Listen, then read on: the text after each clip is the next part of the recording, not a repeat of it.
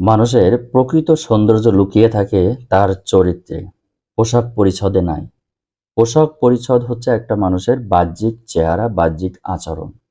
এটা নোংরা হয়ে গেলে খুব সহজেই সেটা পরিষ্কার করা যায়, ধোয়া যায়, মাজা যায়।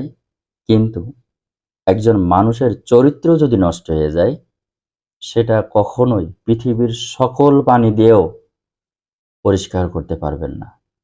কারণ এটা আপনার অন্তরের বিষয়। এই জিনিসটা পরিবর্তন করতে গেলে আগে আপনাকে সৎ হতে হবে।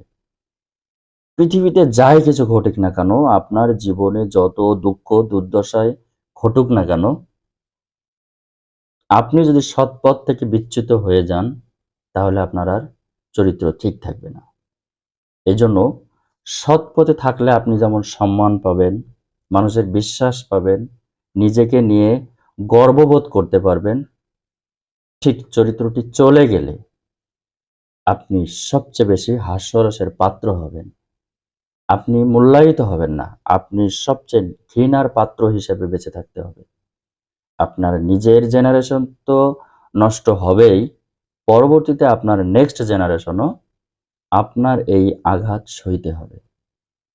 এজন্য সময় থাকতে আপনি যত বেশি কষ্ট পান বা ভেঙে পড়েন না কেন,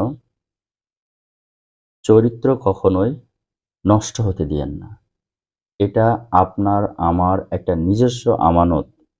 এটা একটা জাতির আমানত, এটা একটা গোষ্ঠীর আমানত, এটা একটা পরিবারের আমানত।